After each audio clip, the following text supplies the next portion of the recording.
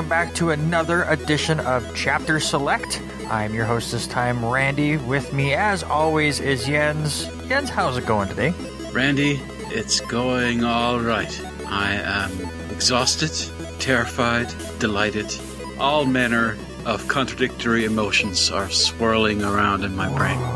I heard delighted, and I'm the one that picked the game. I'm excited. Yes. On this episode, we will be talking all about Resident Evil Village, or Resident Evil 8, or whatever you want to call the game. We are going to go front to back all the way through. So if you've not played the whole game, go play it and then come warning. back. Oh, yeah. Spoilers could happen at any point. We're extremely undisciplined about jumping around the plot. Yeah, but that's what this is. We're a book club for video games. I'm telling you how far we've gotten. In this one, it is the entire game. One and done. If you have not finished, please go play it. Please go play it. It is well worth your time. Sure and is. then come back and listen to what Jens and I have to say, and then message us on Twitter and let us know what you thought of the game. I just want, Jens, real quick, let everyone know what the next game is now, and we will talk about it again at the end of the show. For just, if anyone's leaving right now because they have not finished Resident Evil Village, what are we playing in 2 weeks? Our next game is a formative game for me. In fact, the first game I ever played. It's an old adventure game from the early 90s called Loom by LucasArts. Interesting. You can get it for a few bucks on Steam. It's got all the voice acting that they added later on with the CD version.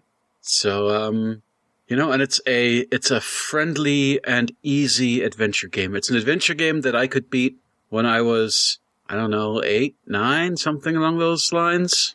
Anyway, I was quite young, and I was able to get through it, and it awakened a love for me, in me for games that has persisted up until this point. So I thought it might be a good, kind of a short and easy game to unpack, unwind from the heavier stuff we've been doing lately, and let Randy experience the joy with me. Yeah, and if you want to play it, it's only $6 on Steam. I've already bought it and downloaded it, so well worth it. It is a cheap experience for you, and we will be talking about that in 2 weeks and see how that goes. I can't do my first gaming experience on this podcast because the story of Space Invaders is not that impressive, I don't think. No, but we've all played Space Invaders, I think, so we can relate to you that way. Before we get in to Resident Evil Village, I want to talk about what we've been playing other than that. And I actually have something because I just got back from Vegas on Monday, and I took a bunch of handheld systems for the flights because of where I live, and for whatever reason, there are no connecting flights straight to Vegas. So on the way down, we had to go to Phoenix, and then LA, then to Vegas. So we went all around Vegas before we got there. And then to come back, we had to go from Vegas to Phoenix and then up to Spokane. So on my 5 different flights, I'm like, I'm going to have all of this time to play different stuff. And instead of playing all different stuff, I played stuff. And I have been... What stuff would that be? Head and shoulders and knees and toes deep into Final Fantasy Crisis Core for the PSP.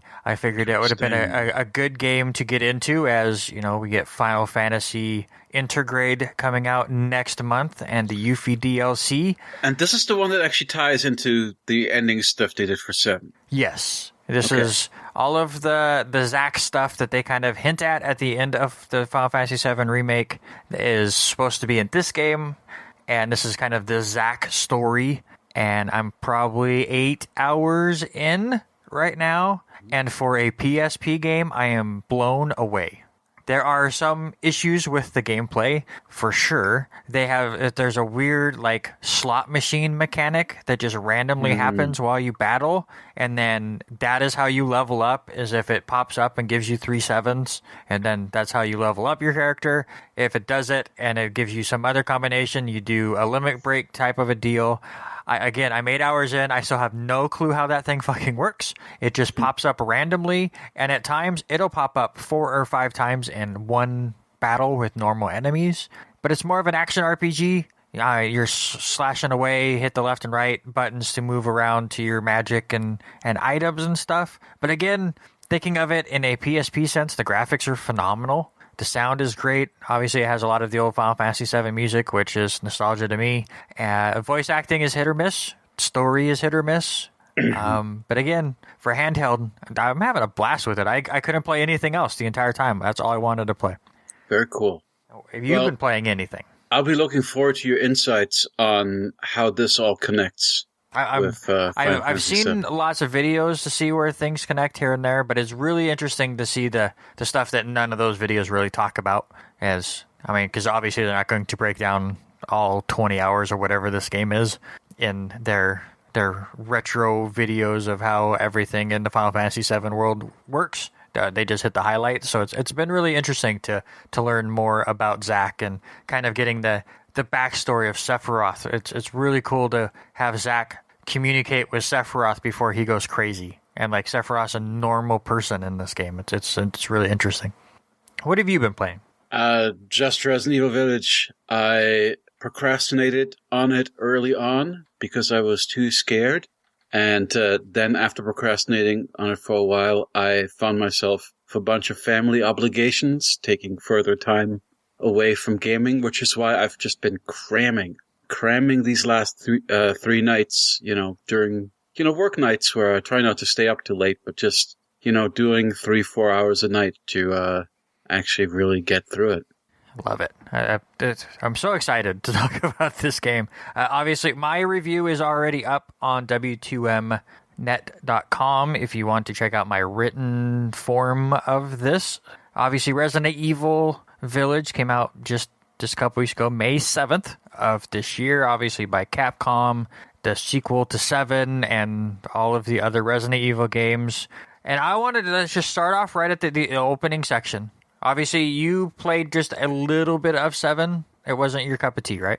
Well, I don't know if I really got far enough to make that decision, but it gave me a kind of an Outlast survival horror vibe, and I just wasn't in the mood for it at the time. Right. And I put it aside, and I said I would get back to it, and then I didn't get back to it by the time that 8 came out. And 8, from everything that they had shown and said about it, seemed like a substantially different game. Yes. So I said, why not? I like Resident Evil 4. I like Tall Vampire Lady. Let's give this thing a shot. All right, so obviously this game starts off in the home of Ethan Winters. They've now moved to someplace in Europe. They don't really say. They're kind of in the witness protection program. Yeah, very helpfully for me, it gives a summary of Yes, 7. that's actually a really good point. Before all of this, they do a very quick summary of what happens in 7. Obviously, super quick bullet points, but it works out beautifully with what they do later in the game. I think it was much needed for people that didn't play 7. Now, I wonder if I played 7, if there had been more hints, so I'd have more context for the big revelation that came at the end of this game. As it surprised me quite a bit. As somebody that played 7, no. It would not have given you any more hints. Interesting. It actually probably would have made you more shocked and more of a, oh my god, that's why 7 was the way 7 was. Wow. It's so good. But it was very basic. It was basically your girlfriend is being held in this house and experimented on, and you came and saved her from the infection, and now you're in witness protection and you've got a kid together, and that's where the game picks up. Yeah, and by the way, if you haven't played 7, that game is kind of like Village as far as the structure, where it kind of changes gameplay throughout. And I thought that game was fantastic until the ship section, and then it kind of fell off a rail. This is something with Resident Evil games and ship sections, isn't there? Or just generally Resident Evil games set on ships. Yeah, and the sad thing is, if you know the deeper history of Resident Evil, obviously Revelations, and I think Revelations 2, I've never played the second one, were set on a ship, but there was going to be another game early on that was supposed to be set on a ship, and it got knocked out. Resident Evil Gaiden, I think is what it was called. So I'm told that Revelations and Revelations 2 actually pick up from stuff that Resident Evil 6 set up. Oh, okay. And we're going in an interesting, similar direction as these, 7 and 8 ones, as far as what But the funny thing about this is the ending of this seems to completely derail that. The ending of this, in fact, seems to derail most other Resident Evil. that I can think of. It's taking it in a very interesting direction, and I'm very, very excited about it. But I interrupted you, sorry. No, that's fine. So you start out in the house, and this house just notably stands out to me for how gorgeous everything is, and there's so much detail in it. And that and the fact that Rose's head is giant. Those are the two things I took away from this. Well, this is like the classic movie baby, because you're never going to get an actual newborn or stuff. So they look like they're already a year old by the time but they're born. The reason why the head is so big and she does look older does get explained later on in the game, which, again, some of these twists and turns in the last third of this game are just There's so many amazing. Things early on where I was joking to you about how ridiculous it is, and then later there turned out to be an in-canon explanation for exactly what was happening. Just so good. So you put the baby down and you're doing your normal stuff. I love all of the lore hidden stuff that you can find in this house, especially for Resident Evil fans. There is a book. I'm going to blank on the name, but it is from the person that was the one who created the Spencer Mansion. Oh, but so we're not talking about Village of Shadows? Huh? Village of Shadows? What is that? That's the book that your wife is reading to the baby. Oh, no, I will get to that in a second.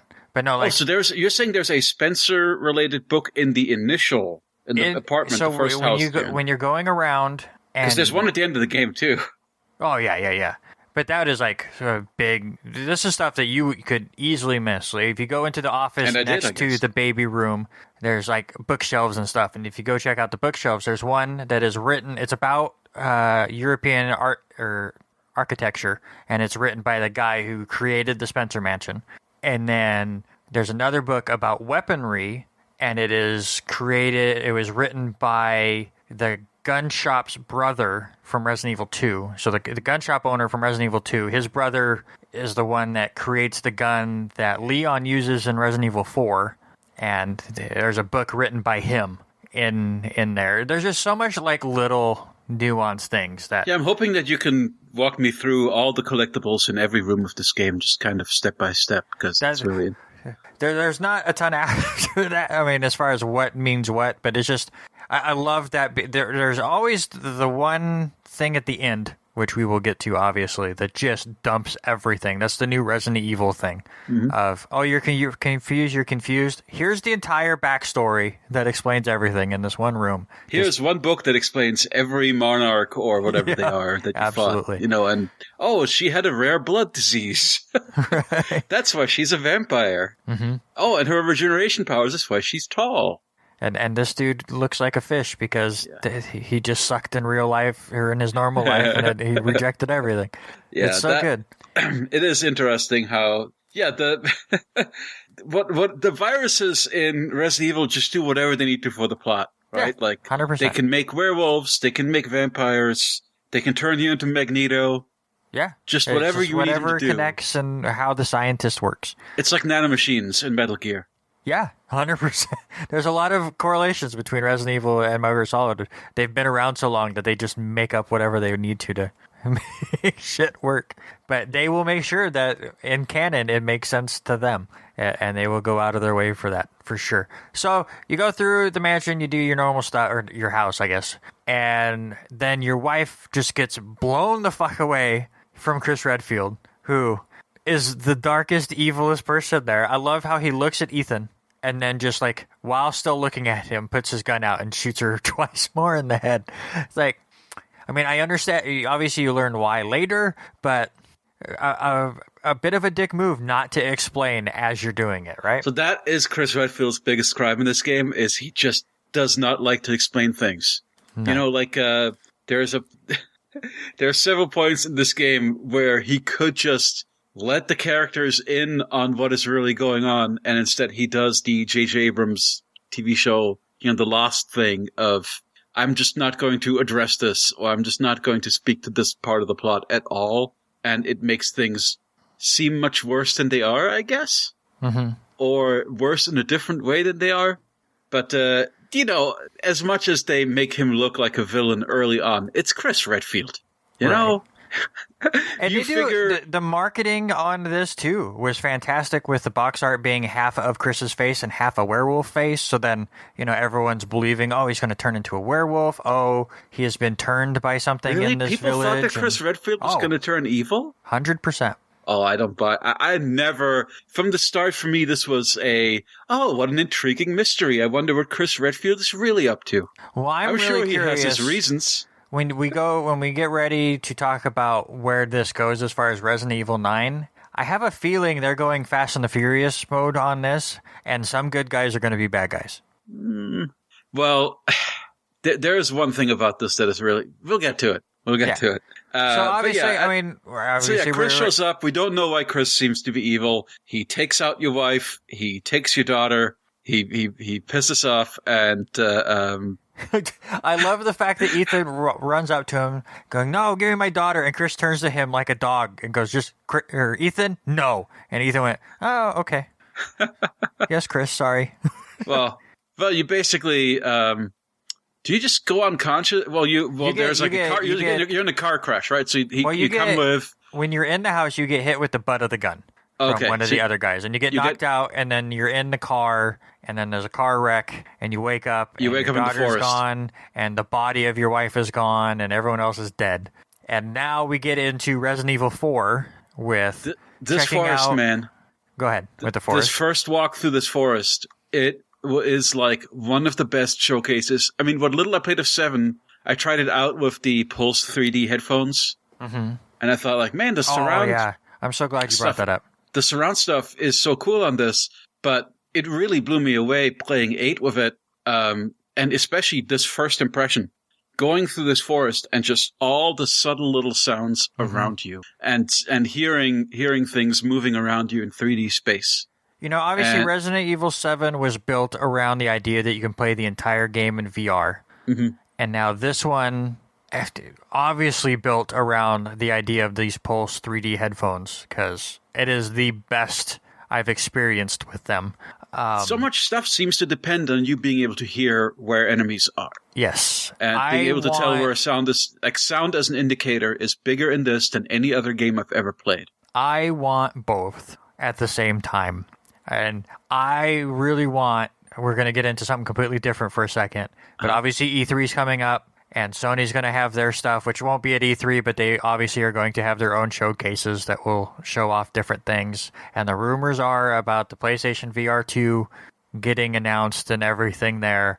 I'm begging for a launch game being Resident Evil Village on the VR 2, that they also allow you to use these Pulse 3D headphones. That'd be really interesting. Holy crap. I've not been sold on VR. I've tried VR. I've not been convinced. But Resident Evil 7 in VR was the freakiest thing I've ever done.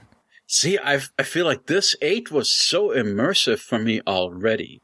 Like the kicking, like just the surround sound kicks the immersion up another notch. And of course, it's actually actively useful too for things like Goats of Warding. Being able to tell exactly where Goat of Warding is in 3D space based on the tick-tock sound, is really neat. But yeah, as a showcase for this thing, that opening, you kind of finding your way through the forest and coming to the village for the first time, it blew my mind. Yes. And then you get to your first big fight, which again is your Resident Evil 4 moment. It's this exact same opening as Resident Evil 4, where it's just a gauntlet of enemies with a timer that you just have to survive, and about halfway through they give you an even meaner enemy to avoid worse, this time in a giant lichen. It's your first heavy, which is also something that 4 like to do. And 5 also did that. I want to know how many people had not played 4 before and didn't know what they're getting into, have died there a couple times, and just because they think they have to kill everybody. Because obviously they're not telling you, hey, just hang out and survive. Here's a bunch of stuff, and you don't have a lot of ammo, but good luck. You're so short on ammo, though, that the idea that you could kill everybody, they really just want you to exhaust yourself and then run, which is exactly what happened. Because I also I wasn't thinking back about 4. I mean, I knew that people had made reference to like, oh, it takes a lot of inspiration from 4, and that is why I'm here. Mm-hmm. But I still did not make the mental connection of, oh, it's exactly like that set piece in 4. I was too concerned with just freaking out and trying to survive. And that first set piece is so intense that like I loved it, but it also really spooked me. And like after the first 2 hours or so of this game, it took me like a while before I was like, okay, I need to be in the mood to pick this back up.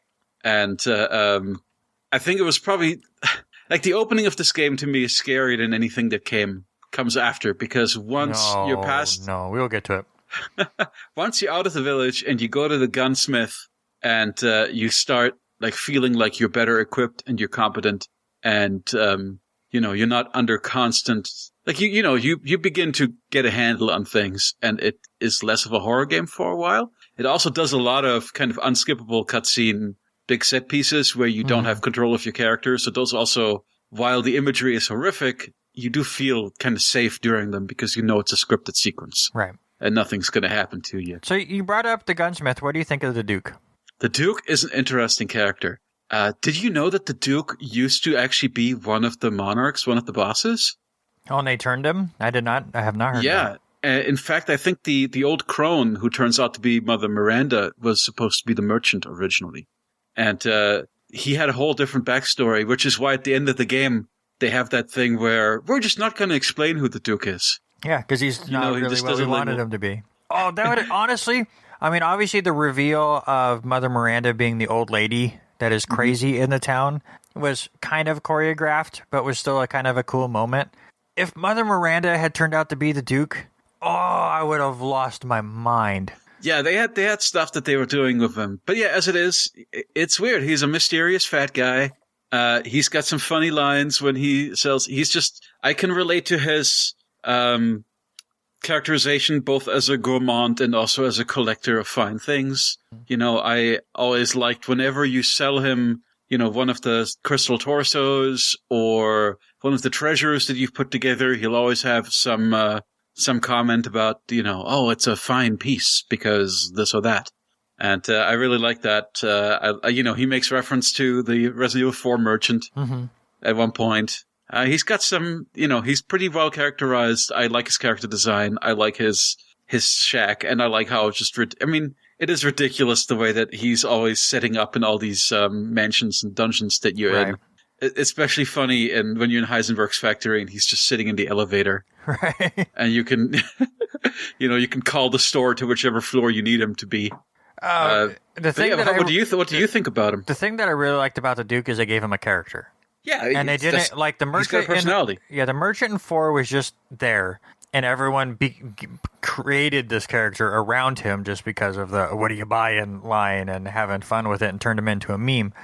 The Duke not only is fun to listen to and great that way, but he also is the person that kind of is giving you an idea of what to do next. He is the one that brings up the whole your baby in the jar thing and explains that stuff to you, as well as, okay, this person's over here, watch out for that. So he's kind of your tour guide. Yeah, and he seems to have an agenda for why he's helping you succeed, why he's giving you little hints along the way. What is he really up to? And you never really find out. No, and I don't know if we ever will. Well, we might, because Resident Evil lately has been really good about DLC.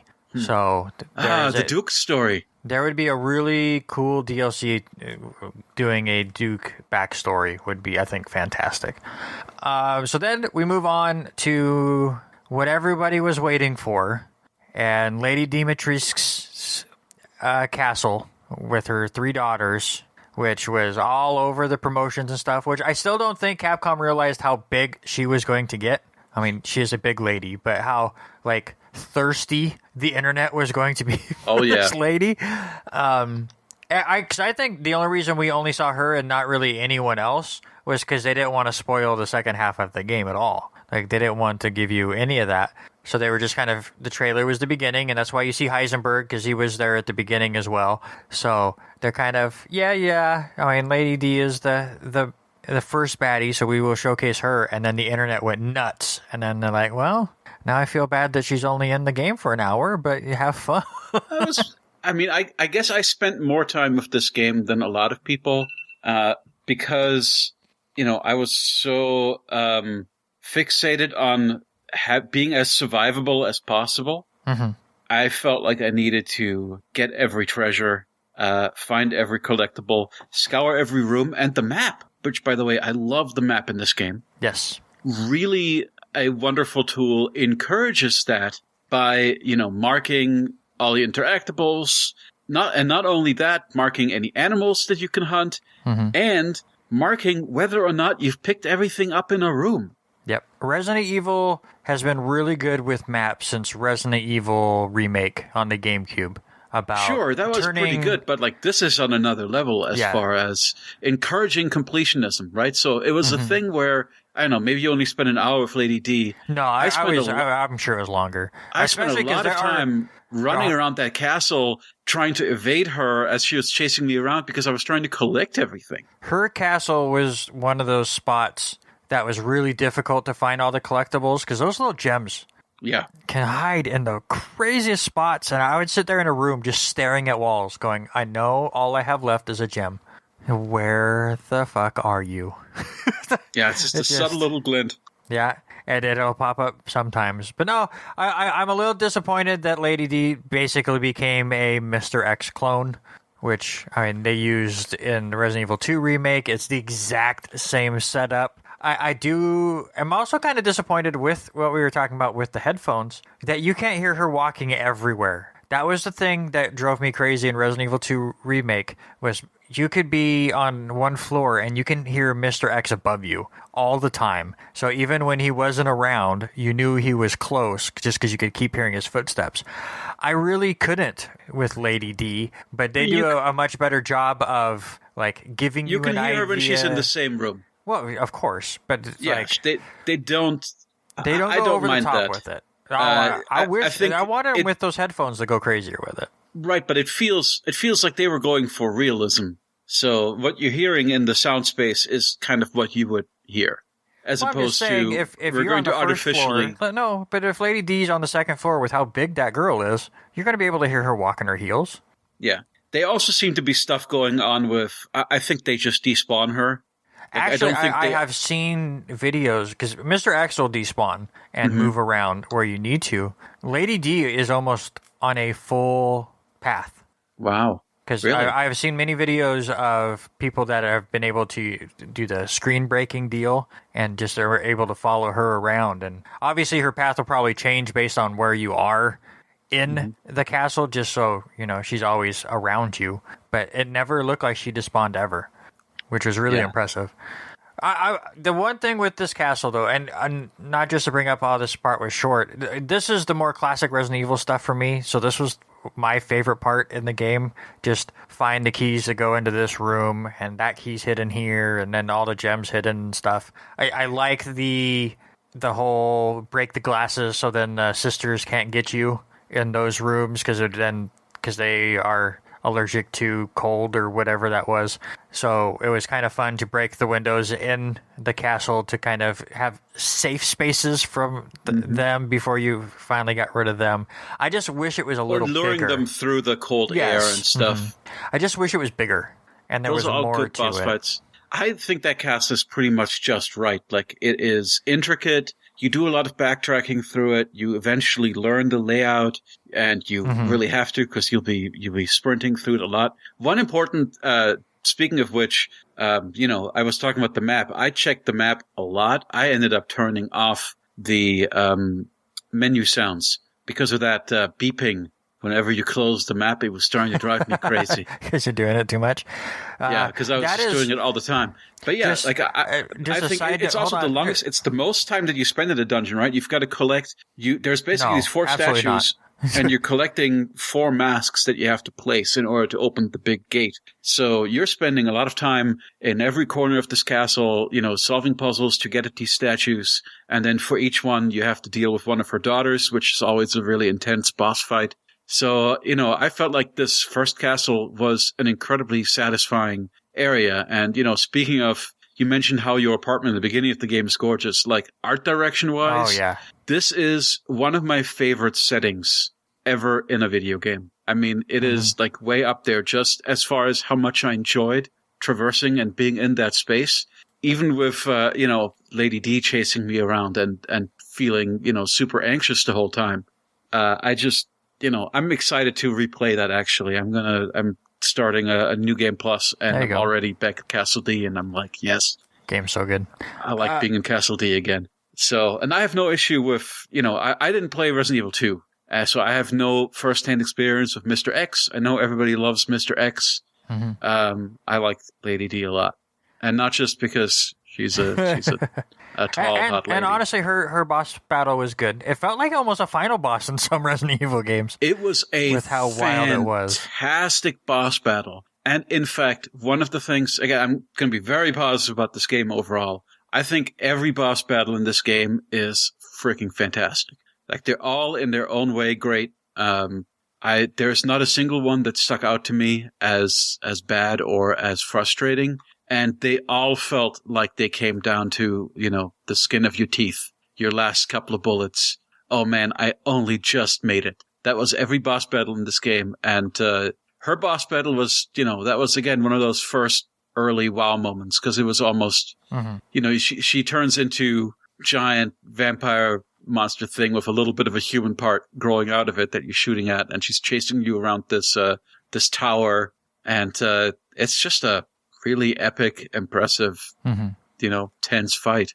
I 100% agree with everything you just said. And before we move on to the second area that you visit, I want to get your thoughts, Jens, on the hub area, the village. The village itself. What did you think? Because now, once we get through Lady D, it's kind of the first time that you can start unlocking different sections in the village. So did you like that after each section you were able to go back and find new places?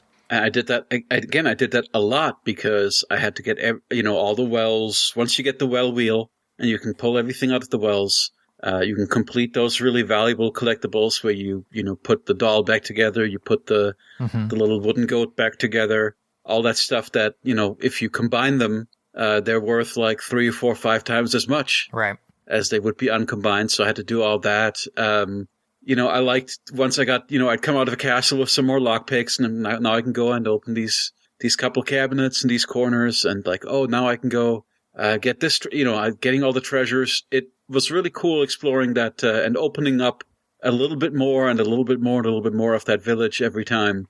And it actually really helped me with when I was crunching towards the end, having that, like, oh, I'm going to spend 20, 30 minutes in the village just doing collectible stuff. It was a useful downtime. Yeah, a good breather. A breather where I was making progress and I was working towards finishing the game, but I didn't have to actively be stressed out. So I always liked those parts. There's some, there are a couple of areas of the village that are just a pain in the ass to traverse. Like, I don't know how many times I crawled under that stupid tractor going back and forth through that path. And man, it just, after a while, you're like, yes, get on with it. It's everything just takes too long to get around. But, I enjoyed clearing that village area. Yeah, and I like that I'm glad that they didn't constantly spawn. They spawn new animals sometimes. There are a couple times when you come back and there are new animal types that you can hunt, which is great. But they don't really spawn new enemies. Yeah, there's only a couple times, like, you'll get the flying ones by the barn. You mean in the cornfield? In the cornfield, yeah. And then there's one point that werewolves will show up in the main courtyard. But other than that, I mean, there was only really those 2 times. That's one of the most terrifying things in the game, and we skipped it because it comes between the first werewolf attack and the Castle Dimitrescu, is when you have to go through the cornfield for the first time. Oh, yeah. See, I always forget that because that was the demo. That was the demo I played. So that was the one I was like, I knew. So yeah. And it feels fairly one-off, right? You meet a bunch of human characers and they all die. And then you're like, well, none of these people matter anymore. But it was a really cool set piece. It was a very cool scene. I again, with the cornfield, with those headphones, was insane. And yeah, it was kind of interesting to meet so many different characters and then none of them mean anything other than they're just there. And are they later on you find like some pictures of a bunch of scientists in the castle, and I could have sworn they were the villagers. Oh, I wouldn't think so, because I know that Lady Miranda was, using the villagers as their stuff. But those survivors, they all could have been scientists. Like maybe they were originally scientists before. It'd be really interesting to go back and look at that. I wouldn't think so, because their whole thing about outsiders. I think Miranda was an outsider, and she did this to them, so that's why they're against outsiders now. But you think that's I mean, I just saw it as it's a backwards European. All monster-stricken European villages in all old horror movies are always against outsiders. Like that's just such a standard thing to me. But yeah, I didn't think into the plot aspect of that any deeper than this is what old horror movies do. So then we move on to the second area of the game, and it's the word I can never say. How do you say? Castle Bienvenido? Bienvenido, there you go. Which, to me, is the scariest part of this fucking game. Really? Because my God. So here's the thing about Bienvenido, right? Bienvenido has maybe 3 or 4 minutes of game time where you're actually in danger. Yes, absolutely. The entire rest of it, so it's basically what it is it's an escape room set of puzzles. It's like a tiny little dungeon, very pretty, very cozy, kind of cottage style, lots and lots of wood. I really enjoy the art direction of that. It's cozy and cute in a way that the big luxurious castle wasn't. But then, of course, it also becomes extremely oppressive. But so right off the bat, I don't like those kind of dolls. Okay. So, and you wait for them to move. Like, there's one point when you're doing all the puzzles that a picture falls down, and that is where this kind of gameplay gets me. Like, the Outlast kind of style, when it's not in the action sections, where it is, like, things or layers of fear. A game like that, where it's something's going to get me, so you're so tense waiting for it to happen, and then for the most part, it doesn't. So you're perfectly safe while you're solving all those puzzles, right? Yeah. So you start out, you don't even have your guns. You start digging through this giant. You find this like life-size puppet of what looks like your wife, and you start like ripping off its arms and opening little compartments and like digging keys out of it.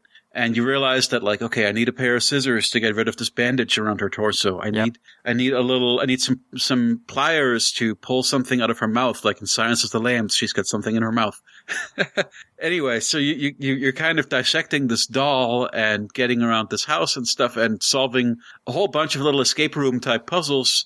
And I, as somebody who likes puzzles and who likes just relaxing while solving puzzles, I just kind of there really is no threat for at least an hour of that dungeon, where I just put any threat out of my mind, focused on the puzzle solving, relaxed about it, and then there is a point where it's like, okay, now there's a giant, creepy, like deformed slug baby that's going to vor you. Had the craziest voice acting or just sound effects, just... Again, with the 3D but that's headphones. Like a big turn where it's just like, okay, now there's a thing chasing you around, and really all you have to do, so you go down like the first corridor and it comes right at you. You've got to backtrack and kind of kite it around the room to get around it. And there's a couple cabinets you can hide in, but it's really like compared to, I don't know if you ever played Alien Isolation. Oh yeah. I mean, that's a game where you're constantly being chased around by a thing that insta-kills you. That is the scariest game I've ever played, is Alien Isolation. The only thing about that is that game you can save scum it. So yeah, I don't do that. Unlike this. But really, that is such a tiny part of that dungeon where that thing is chasing you around, and you just kind of evade it twice, and that's it. And then the next thing is a hide-and-seek sequence. Yeah, that where you have to chase the doll around. And again, you're just kind of got to look for it. You stab it once, and then you got to look for it again, and you do that 3 times, and then that was a twist to Emily Wants to Play, that horror game. But no, listen, this section was more mental, and it's the mental horror that gets to me. Like, you were talking about that opening section really getting to you and all of that. It's like, things will hop out, I got guns, I'm fine. But it's like... You got guns, but this whole game, you're on such tight ammo. You're always on your last 10 bullets. I never felt. There was only a couple times where I was in trouble. I was scrounging like my life depended on it because I couldn't. I felt like I was under-equipped the entire game. that is one of those things that make, like, to me, dealing with, say, the werewolf stronghold, like, that was almost in Evil Within territory. Now, as you know, in Evil Within, I actually ended up turning the difficulty down, which I did not do here because, again, I just, like, barely did it, having gotten, you know, as many upgrades and as much ammo as I possibly could from trying to do everything. So, I don't know. That stuff is for me when I was tense, when I'm just like, oh yeah, you just gotta, you know, figure out this doll and put together these keys. But it's the whole, and nothing happens, like you said. And luckily for you, I mean, we're just built differently. You were like, oh, I have to solve puzzles and stuff. And that's great. And I was loving the puzzles that they did in that whole section. It's just okay, this is building up to something. This is building up to something. Oh, there's a creepy well. Okay. So the whole time I'm just waiting for something to jump out at me. And that's building up the tension. Yeah, and again, evading the child's no big deal. But yeah, it's like blowing up the heads of the werewolves were no big deal for me. So it's just we go to different kinds of horror things. It was just you know, I had built up a lot of tension, waiting for something to happen, and then I was not expecting Slug Baby to come out. And see, if I'm playing Outlast or even RE7, the little bit I played of RE7, I felt much more like I was solving puzzles under duress. Yeah, than I did here. Again, I wasn't saying duress, but I was just waiting for shit to jump out. And sure. Did you ever let the baby eat you? Yes. It's the greatest animation. That's what I'm saying. It vores you. It's so good. It's just straight up like you just go right in the stomach. But one bite. Again, these first two sections were just chef's kiss. Fantastically done. I'm not saying I didn't like. I actually really enjoyed. I enjoyed this particular castle. Because, again, I liked the visual design of it. I thought the puzzle solving was good. And to me, it was a nice, like, relaxing change of pace from having to be, like, super survival horror on all the time. And then we move on to a section that I felt very Resident Evil 5-ish with, I'm going to forget the fish dude's name. Oh, yeah. What's his name? Cabrescu, something with a C? I don't remember. I have to look it up. But yeah, and that from this point on, I felt the game went, or Salvador Moreo. Oh yeah, Moreo. From this point on, I feel like the game went, screw other kind of horror. We're just going Resident Evil 4, Resident Evil 5. Yeah, and a bit of Resident Evil 6 with a certain boss fight we'll get to in a second. Yeah, it definitely becomes action horror. But, it was very action horror. What I like. I didn't like the fish section. I love the character. Salvador is like so pitiful, and he's sitting there watching TV, and you just reach in and you take the vial, and he's like, no, I need the vial. I need to prove myself. I love that moment. It's so good. That moment was great. He I like might be how my easily favorite enemy, but I don't like the section of the game. See, I like how easily you take. Oh, we should talk about. It's so weird, this game, man. So what you're collecting from the 4 different castles with the 4 different monarchs are these jars which contain the essence of your baby. So your baby gets stolen in the beginning, and then the next time you see your baby is at the end of Castle D's dungeon. You find this glowy orange jar, and it just says, you know, baby's head with, you know, your info kind of. So they've grinded up your daughter. Yes. And put her in jars. So did they here's the thing, though. They couldn't have ground her up. This is like a thing where it's her essence split across 4 jars, and which must have been magically separated or something, because we're going to magically reconstitute the baby at the end of the story. Like the whole thing that like your baby is broken out into little jars, but it can somehow still be saved, right? Like if you collect all 4 of them, it can be brought back to life. Like that's the power of the mold, right? Is it can be separated from each other and regrow. Was that a thing in RE7? Yeah. Okay. They don't explain it too crazily. So the main villain in 7, she keeps having to take medicine because she gets talked about in 8 near the end. But her thing is she keeps expanding. Like, so she has to take her drugs to keep her looking like a person. They literally ground this baby up. I think so. Okay. So when the baby gets reconstituted, is it still the same baby? Does it get its consciousness back? Or is it... I have a feeling, and we'll just go right into that spoiler territory, because now we're talking about it. I think Rosemary Winters, with the whole ending scene and all these powers that Chris doesn't know, is and the detective guy who brings up the girl from Resident Evil 7, and I'm blanking on the name again. Mia? No, hold on. Mai? Starts with a name. I have to look Your it wife, up again. Right? Son of a bitch.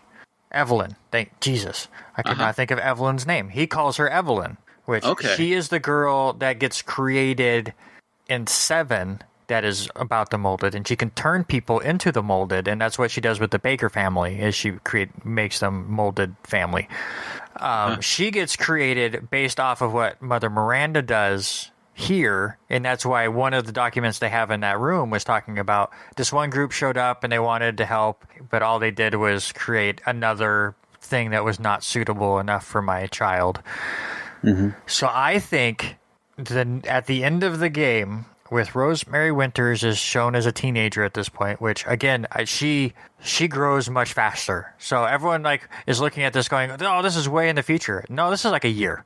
You think so? You don't think it's 20 years in the future? No, because if you go back to the very beginning of that game where you see documentation of that kid was born at 11 pounds and 2 feet. Like, she's a big baby and she's growing quickly. Evelyn in 7 was a child when they shipwrecked in Louisiana and is an old lady by the end of the game. So she just ages faster, and that is what is happening with Rosemary. Oh, so she's not... Oh, that sucks, though. That means she's going to have a very short lifespan. Yes, unless she just looks really old forever, and who knows.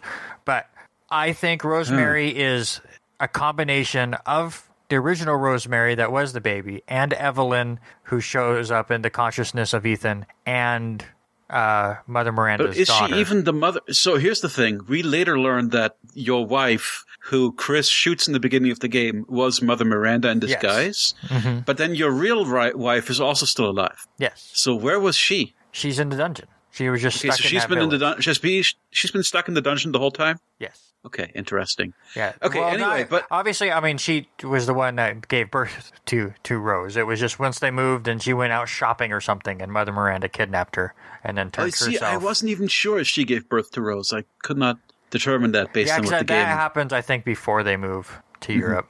Okay, so... but the point is, your baby is spread across 4 jars... And usually it's a huge ordeal to get the jar out of one of these dungeons. It comes at the end of the dungeon after the big boss fight. And here with Moreau, or whatever his name is, what's his name? Salvador. With him, it's just... probably. So, at the very beginning of his dungeon, basically, you just yoink it from him. He's like, "Please don't take it, please." And you're just like, "Nope, sorry." And then, it's just becomes this pathetic thing where he's chasing around this castle, and he's extremely ineffectual at it. And he really doesn't present a threat until the very end when he turns into a giant fish monster.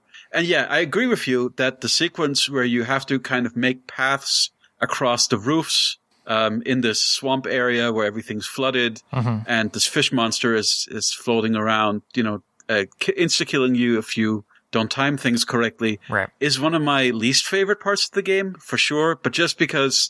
it's just a little bit tedious, and it doesn't. It's not that challenging. It's just tedious. And it goes on. It goes on a little too long. Go through the motions, but I really enjoy once you drain the lake and you have the boss fight with him where he's kind of stomping around and you're blowing up barrels and shooting him in his little tongue, which is also where his human form is. I thought that was again a very tense and enjoyable boss fight. I like the first time he spits rain or does the acid rain thing. You got to take cover under a roof. I need a hiding spot. I did not find a hiding spot the first time. I was not in a good spot. I thought the boss fight itself was good. It was just the whole section before that, which was short. I mean, so you didn't like getting on the boat and I liked exploring, going up and down river, getting the special fish. Doing all the... No, it was there's a lot of optional treasure stuff around the boat. Yeah, it was more what you were talking about, where you were trying to create the path and stuff. That was just kind of... But again, that is 30 minutes of this game. It's the shortest section of the game, all told. And again, just because it's my least favorite doesn't mean it wasn't good. Again, the boss was good. The exploring was good. There's no bad part. It's within the realm of the totally acceptable for what I expect from a Resident Evil game. Yeah, absolutely. So then, as you said, we get to the Lycan compound thing. Yeah, which is basically just straight up, you come into a fortress, it is heavily guarded, you get super swarmed, you have to fight a huge amount of regular Lycans and kind of heavies. Mm-hmm. And now some of them have armor. Yep.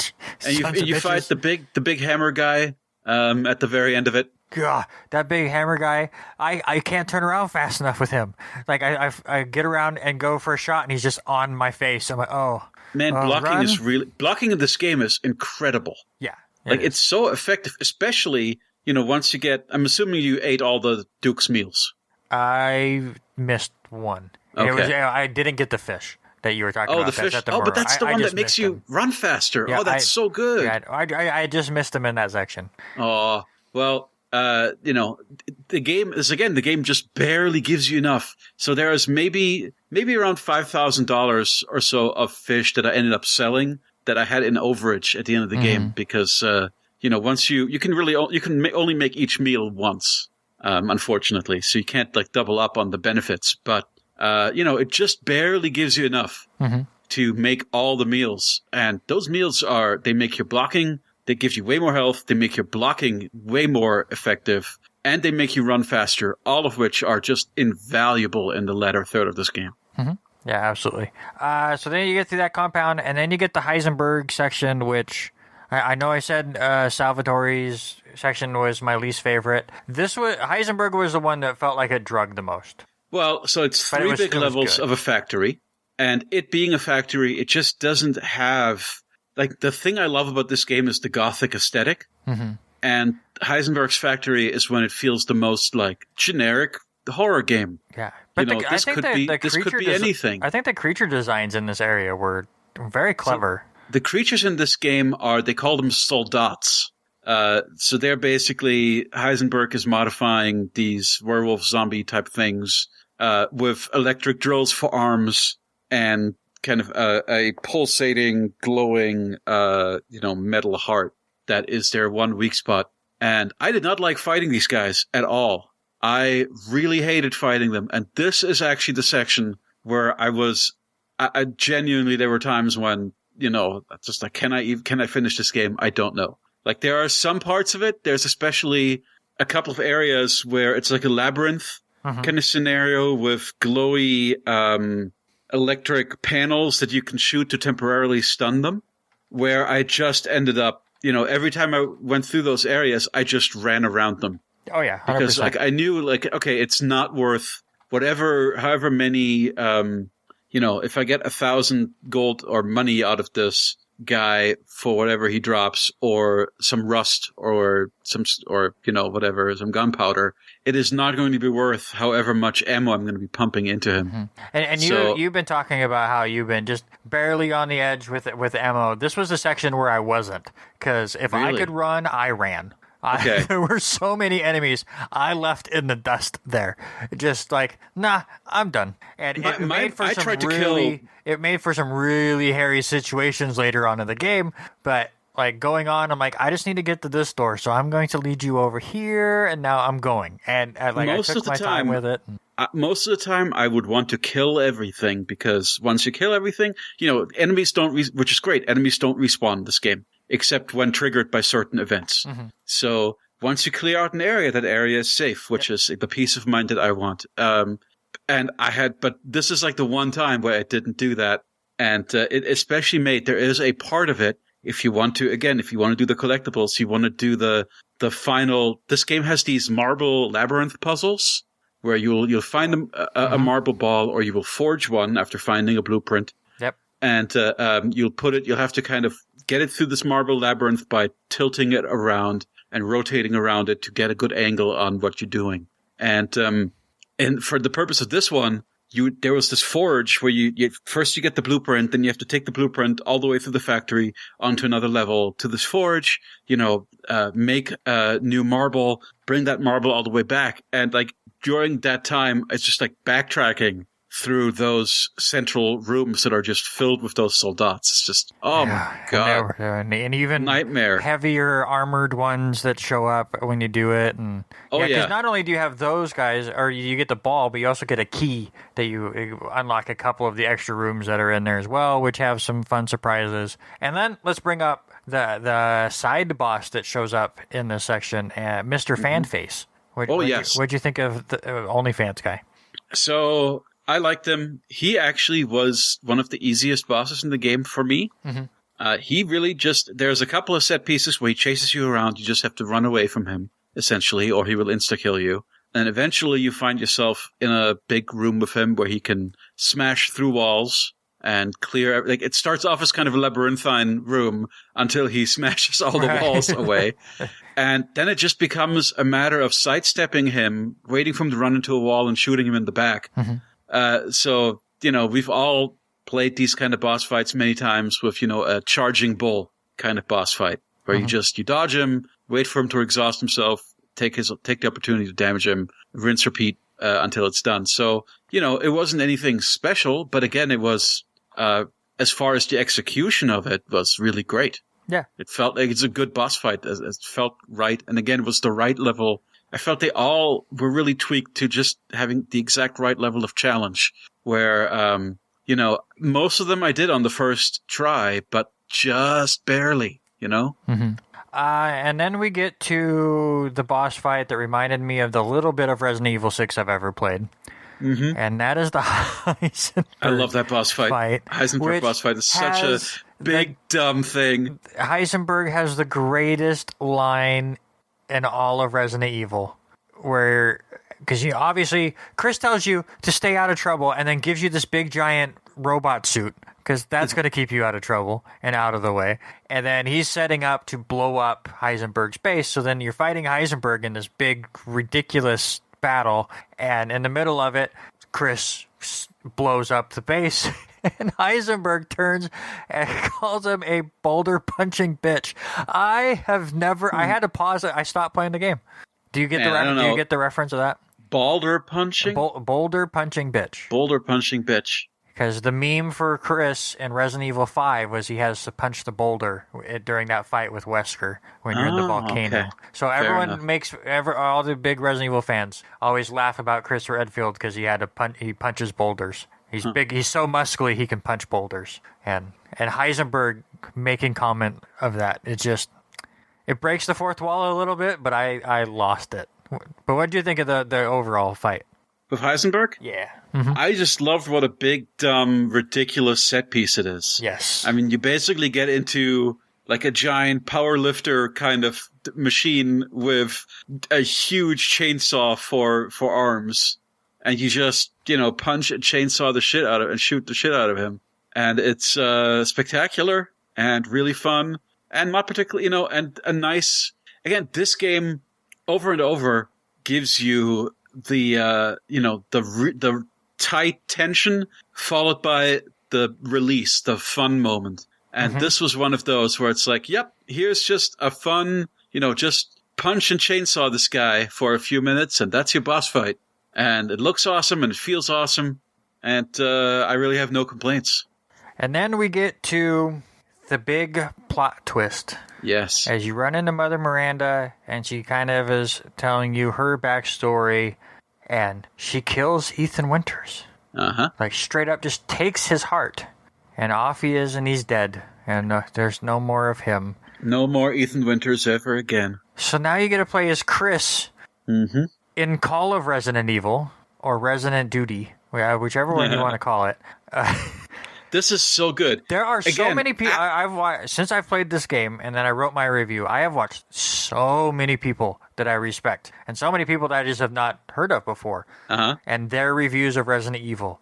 It surprises me how many of them believe this is a terrible part of the game. It's like, This is just a small section that reminds me of Mercenaries mode to just let you release for a little bit. That's the thing. We're talking about tension and release, right? I just spent the entire game scrounging and conserving and just being short on ammo for the entire game. And now suddenly it's like, yep, now Chris, you've got super amazing equipment. You start off with 300 bullets in your machine gun, and don't worry, you're going to be picking up more. You'll at some point have 600 bullets on you. It's amazing. Like, it's just such a complete swerve where we're going to give you the mechanics that you've been dealing with the entire time, except you're so much more precise, so much more deadly, and you basically don't have to worry about ammo, to the point where you will get cocky and you will actually burn through all your ammo. And then by the end of it, we'll be short on ammo again and going, oh shit, oh shit, oh shit. That's funny. I loved it. I loved it so much. I loved it too. I love the fact that they give you so much ammo and then it only takes like 2 shots to kill a werewolf, because your guns are so powerful. It's so good. It only lasts, 15, 20 minutes, and it's just, again, after the whole Ethan stuff and everything that's gone on, and you're struggling your way through, now you're just a fucking badass. And then at the end, it's the thing where they throw like 3 waves of dudes at you. It's like, hope you conserved enough ammo to deal with these 3 waves. That's a grenade time for me. I wasn't a big fan of the laser pointer. For whatever reason, it seemed to not want to work for me at times. Oh, weird. Maybe it was just because I was too jittery on things. That was 100% Hammer of Dawn from God of War. Oh, yeah, 100%. But there's a lot of times where I just like point it, especially when you're fighting the big guy down there. Like, I felt like I was pointing it at him forever and it wouldn't shoot. And then the next time I'd do it and it would. I'm like, what is that? So it just... He gives you just enough time where he's like standing around panting to unload on him. A lot of that was I was still moving around while I was pointing it at, because I'm like, he's going to be coming. So it's just, again, something like we talked about with Odin's Sphere with the recharge. You can move around though and use it, because I remember distinctly, I did not deal, there are archers standing, so there's basically it looks like a giant Jell-O pudding that is covering, whatever final castle you need to get to. Right. And there are werewolf archers standing on top of it, shooting down on you. And I did not actually bother trying to even shoot them. I just sidestepped their arrows left and right while pointing the Hammer of Dawn at the thing, and then they just blew up with the... Yeah. When the giant laser comes down. It's such just a release. I loved it. But then you get down and you set the bomb on the heart of this thing, this plague. It's called, oh God, everything opened up and then I always have it ready and then I lose what things were called.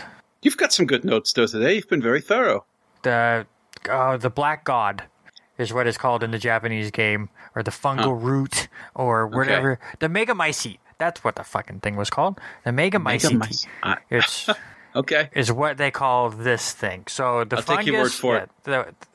The fungus in 7 is built off of the Megamycete that is in this game, which you then learn is what has created the 4 bosses, because they have taken to this stuff differently. Basically, if you touch the stuff, it gave Mother Miranda all sorts of all-knowing powers, which it's just crazy video game lore and over-the-top storytelling that makes no sense. But that's where Resident Evil is at this point. It has jumped enough sharks to where they do stuff like this and you go, yeah, that makes sense.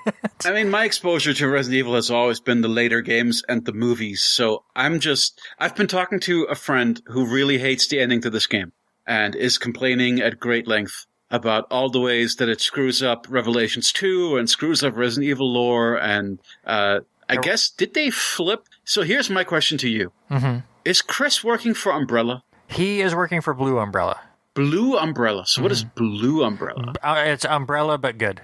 Umbrella, but good. So this is like one thing, is that Umbrella is now good, and the BDAA, I guess, are really responsible for the outbreak? No. So the BSAA. BSAA, sorry. They're just there to try to destroy this person, but you don't really get much detail on what the BSAA is going on. I still have not played Revelations 2. It's downloaded on my PS5. I'm right now working my way through the first Revelations game, and then Vegas happened, and I got distracted.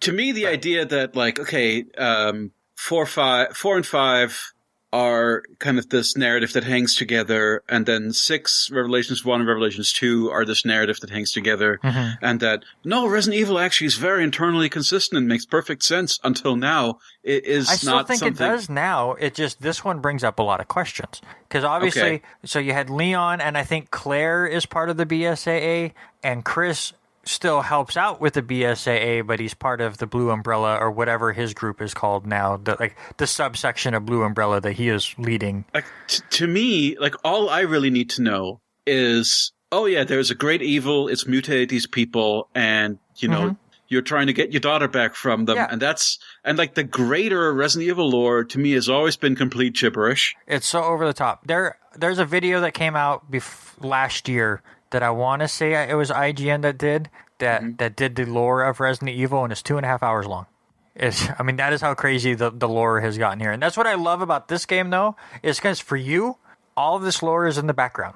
Like it doesn't really matter until the very end. There's a scene or two at the end, and then there's a room that kind of deep dives into other stuff, where bigger fans like me are like, oh, well, son of a bitch. And you're like, oh, that's interesting. Here's some scientists and stuff.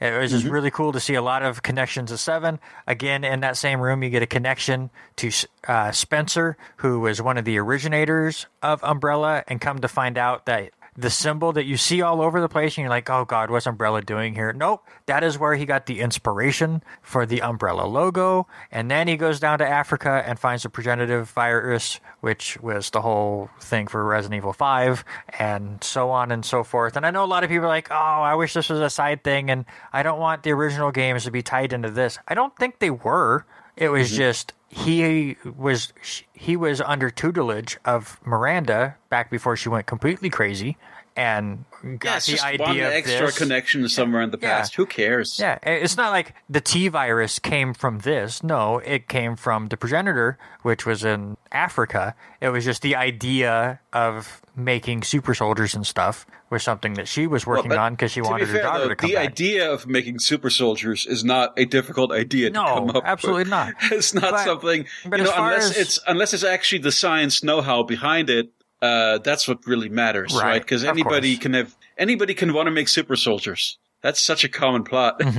So to go back to what I was saying, about a half hour ago, about how I feel like possibly Resident Evil 9 is going to face, hero versus hero. It's now Chris, who was trying to deal with this stuff and saw BSAA agents show up, and then come to find out BSAA actually sent in their own biomutants, which were like zombies in armor. Yeah, so, that is certainly that's upsetting to some fans, apparently. Well, because we don't know what's going on. Is there a subsection of BSAA that's just being assholes and using BSAA as a cover, or are we going to get Chris versus Leon?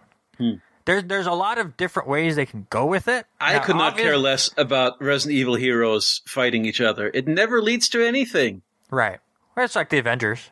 Yeah, it's as pointless as superheroes who Superman is confused, which is why he's briefly fighting the Justice League. Who cares?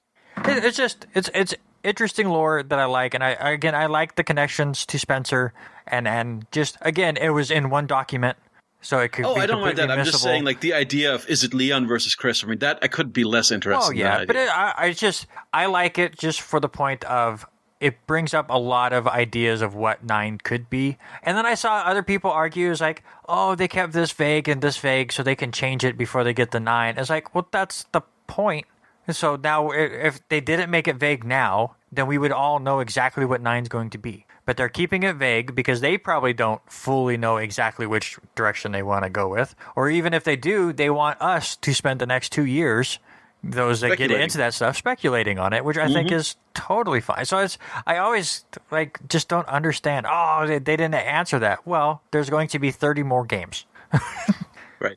And if you make it too tight, then you're going to get into those things where people go, oh, they ruined what happened in Revelations 2, which, again, I haven't got there yet. So maybe once I do play that, I'll go, oh, yeah, they kind of did. But if you keep it vague, it works. Yeah, never mind Chris and Leon, though. Let's get back to the character that we really care about. The most important character in Resident Evil lore, Ethan, who is still alive. He is still alive because he was a molded the whole time, which honestly, as far as one of those shocking things happen and like, oh, this big twist, and usually it kind of falls flat, blew my fucking mind. Did it? Tell me more. So the scene they show when she is explaining to what happened, that happened so early in 7. So to come and he says, welcome. So you're saying that he was dead for the majority of 7 as well? Yes. So you show up to try to save Mia. She cuts off your hand. And then you try to fight her a little bit more with your hand just gushing blood. You defeat her, and you're trying to leave with her because you didn't kill it. Resident Evil. But you're trying to now just leave the place, and the Baker father kicks you in the face and says, welcome to the family. And then you wake up, and you're at the dining room table with the Baker family, and you're kind of tied to the chair, and they're trying to feed you this grossness. I've played that far. Yeah. So, and then you just play on, and your arm is all, like, sewn back together, and you're like, oh my god, this is crazy. Now, from what we've learned, you're dead then. Whole game, yeah. He kicks you in the face and goes and makes you a molded, and you're just dead. So now you're a molded creature. You're not Ethan Winters the man anymore. You're just Ethan Winters this creature thing. Which, man, I didn't realize how like that twist retroactively spanned most of 7. It completely changes the way you look at 7. Because again, everyone's like, "Oh my god, Ethan Winters goes through so much shit," and then here in 8, oh my god, he is entailed. So that's the thing, right? 30 minutes. As somebody who only played a little bit of 7. And then playing this, where I remember that he got some hand trauma in 7, and then they just cranked the hand trauma up to absolute 11 with this. Where it's, this is why early on we were talking, and I said like, oh, it has ceased being a horror game. It is now ridiculous camp. Is all those scenes where it's just, oh, you get your hand chopped off, and then you pour some health potion over your over your arm, your stump, and reattach it. Like it's super glue, and it still works. Like all the tendons like go back together. You're like, what? I understand like that. So without that knowledge, when you play that, you just think like, oh man, they're really taking ridiculous video game conventions to another level. Yeah, and we're just like, oh, this is how health potions work in Resident Evil now. Is you can just reattach a limb and pour some green juice on it. But when they finally reveal that you are a mold man, suddenly all that stuff that seemed so dumb that we made fun of, that we turned into memes, suddenly makes sense from a plot standpoint. I mean, it still can be a little dumb, but it's a little dumb, but it's justified. As far as Resident Evil world goes, makes total sense. Justified by the story. Yeah. And then you get to the Miranda fight, and I wish Resident Evil could figure out how to do a final boss. It was fine. It was. I mean, you snipe her a bunch, you evade her projectiles. It was the weakest boss of the whole game, which it wasn't terrible, but like Lady D was the crazy over the top Resident Evil fight, and then you had the big monster that felt more epic than this, and then of course Heisenberg's fight was just fucking insane, and this was just a normal fight. She turns the lights off. You snipe at her a bunch. Yeah, you it was fine. You shotgun her when she's close. And then she does the thing where it does have that one unique moment where the lights go out and you have to find, some candles, and the game goes to almost black and white, and you just see your shadow, or like you see her outline coming at you in the dark, and you have a couple of shots so you can get off at her before you have to block, or she does some serious damage. I quite like that phase of the fight. I also like I like that you can interrupt those that she like starts building up those fireballs, where the fireballs like almost manifest themselves, but not quite, and you can keep interrupting her if you time it correctly. There are like things to that fight I like. I don't mind a fight where the strategy is just dodge everything the boss throws at you and keep shooting. Yeah, it's fine. With how crazy everything else was, just to have a normal boss fight was a little disappointing. I was ready for way over the top. And it also kind of hinders that we just played as badass Chris, and now we're back. So that's the thing. That's the really deflating thing, is you just played as badass Chris with Chris's arsenal, and then you're thrown back to Ethan, and you're like, fuck, okay, I've got 7 shotgun bullets. Yeah. I've got 12 handgun bullets. Okay. 100%. I've got, thankfully, 15 sniper rifle ammo, a couple of explosives. I guess that was my thing. I actually found the final boss fight actually one of the more challenging boss fights, but that's because I was again, ill-equipped for it. I got lucky. Like I said, I ran from everybody at Heisenberg, so I was pretty stocked up. But here's the thing, though. Doing headshots seems to increase the drop rate for, like, crystal skulls and stuff. Mm-hmm. So it is really, if you're trying to level up your guns, it is to your benefit to try and kill everything and as effectively as possible. So you defeat her, and then Ethan then really dies, maybe.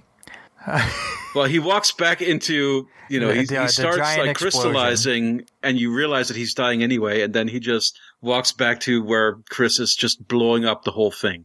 So and presumably dies in a giant explosion. Chris takes Rose into the helicopter with Mia, who freaks out because Ethan is now gone, and it shoots to sometime in the future. Well, then it hits the credits, and we'll talk about the book in a second, because I want to get to the book, and we haven't talked about it at all. Yes. But then you get to the end credit scene, which goes to sometime in the future, and you see Rose going up to Ethan's grave and putting flowers, and it's his birthday, I think. Mm-hmm. And then she gets met by one of the agents, calls her Evelyn as a joke, and she almost kills him, and there's a sniper in the distance just in case, a normal thing. And then they drive off, and as the car gets into the distance, you see a person standing next to the car. Who do you think that is? You mean Rose? No, so Rose and the agent get into the car, and they drive off, and then right before that scene ends, there's a person that is standing next to the car. I remember Chris was the only character there that I recognized.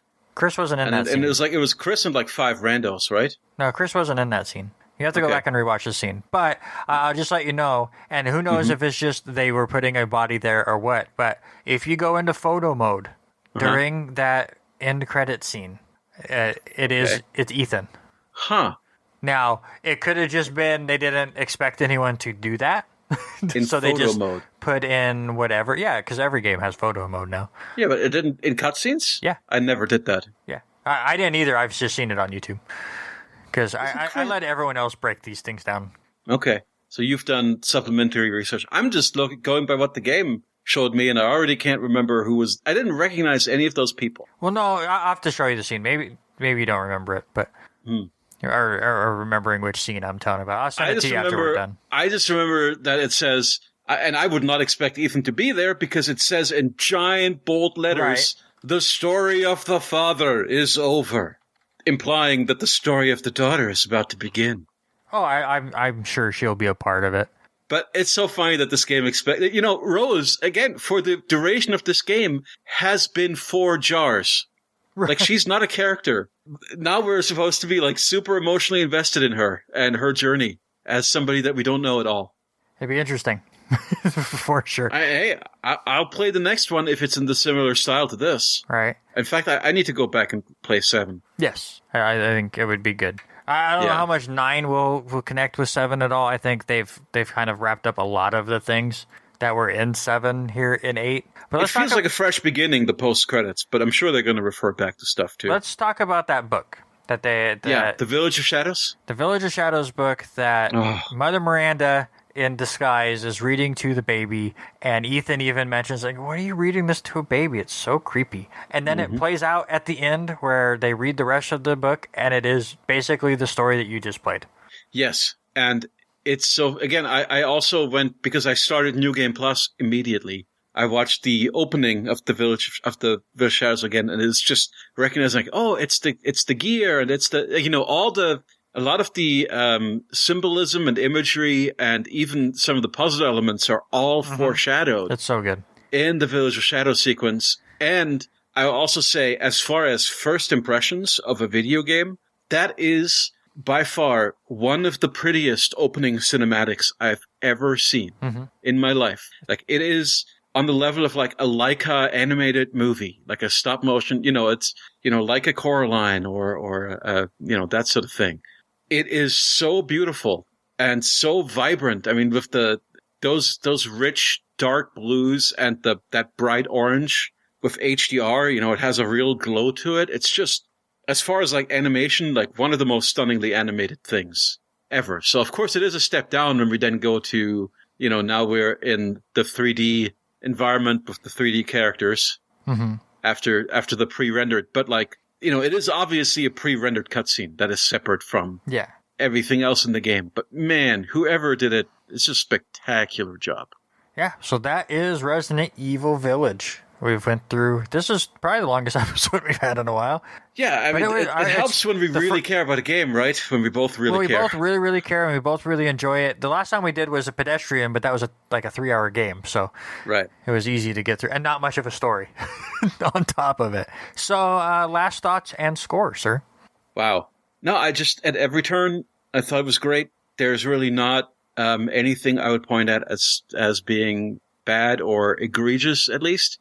I think the story is a bunch of nonsense, but I also don't have that expectation that it seems some people have about what a Resident Evil story needs to be. So for me, the part of it that was outside of the regular Resident Evil canon, the point that was just, oh, okay, I'm a father, I'm trying to get my daughter back, from these corrupted creatures, and maybe I'm corrupted myself, and that stuff. I will just say the story, even when it turned to nonsense, had emotional resonance. Even the post-credit scene, for as weird as it is, has some emotional resonance. So I can't say it didn't work for me narratively either. But it's the gameplay and the setting and the presentation.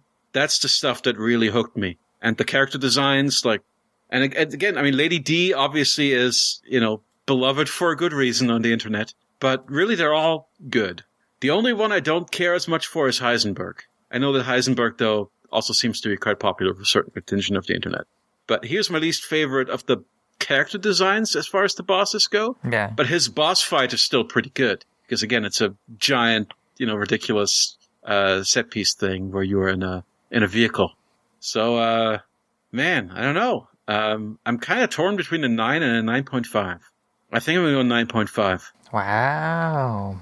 I love it. Do you? How much do you love it, sir? I love it so much. I gave it a 9 on W2Mnet because we don't do 0.5s there, and I couldn't justify giving it a 10. No, I guess that there's enough stuff with the story that could still be better. Giving it a perfect score. Yeah, I couldn't give it a 10, so I had to give it a 9. But I'm with you. I'm giving this a 9.5 for our scoring system. Just for the fact that, again, what I put in my written review that really stands out to me is Resident Evil Village never really does anything new. It just takes everything old as far as different kinds of horror genres, mashes them all together, and makes each one of them work. There are obviously points that I wish felt a little longer. Obviously, doing the dummy puzzle was a fantastic part, especially because I was so much in my head at that, just waiting for something to jump out at me. I wish there was more of that. I wish Lady D's castle was a little bit bigger, because, again, that reminds me of the Resident Evil style that I love. I love the original 2 games in the series and the remakes that came after it, so that's the style of Resident Evil that speaks to me. But even the stuff that reminded me of Resident Evil 4 and Resident Evil 5 and even Resident Evil 6 from the little bit I've played of that game, they did extremely well here. I have told somebody else that this Resident Evil Village is what they tried to do with Resident Evil 6 without going way over the top. Because Resident Evil 6 attempted to have all these different genres. It was trying to be all things to all people. But they made it so expansive and so long and so over the top, it just kind of did not work. This tries to do so many different things, but they're in such small bites. And again, I want to say you beat the game in, 11 hours? Yes. And I was... just under 10 hours, 30 minutes. Yeah, I was 8 or 9 hours, in between 8 and 9 hours is when I got mine done. And it fits perfectly, and you feel satisfied when you get done with it. Honestly, if I go through it, and there's a couple Resident Evil games that I still need to go through and finish, but I have played most of the mainline games. I beat almost all of the numbered games, just 6 is the only one I haven't beat. But when I look at those games, it's my ranking for Resident Evil games right now, it's Resident Evil 2, it's Resident Evil 2 Remake, it's Resident Evil 1 Remake, and then I think it's Resident Evil 8. I think Resident Evil Village is my 4th favorite Resident Evil game.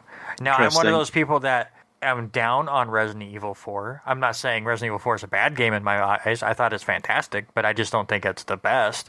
And so that's why it gets knocked down lower. And anybody that says 4 is at top I'm not going to argue with. But yeah, maybe it's recency biased with this. But honestly, Resident Evil over the last 4 years or 5 years, I think there was 1 year they took off, have just re-energized this franchise. 7 was very good. Resident Evil 2 Remake was as near perfect of a remake that I wanted, other than the A-B scenarios were too similar, and I wish you did different puzzles in them, but that's neither here nor there. Resident Evil 3 was a bit short, but was still a fun sprint of a game. And then Resident Evil 8 is just such a well-done game.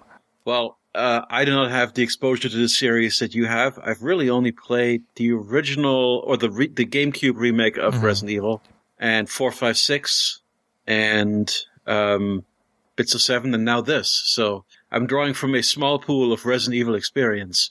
But 4 was always my favorite. Well, and between 4, 5, and 6, yes, I would agree.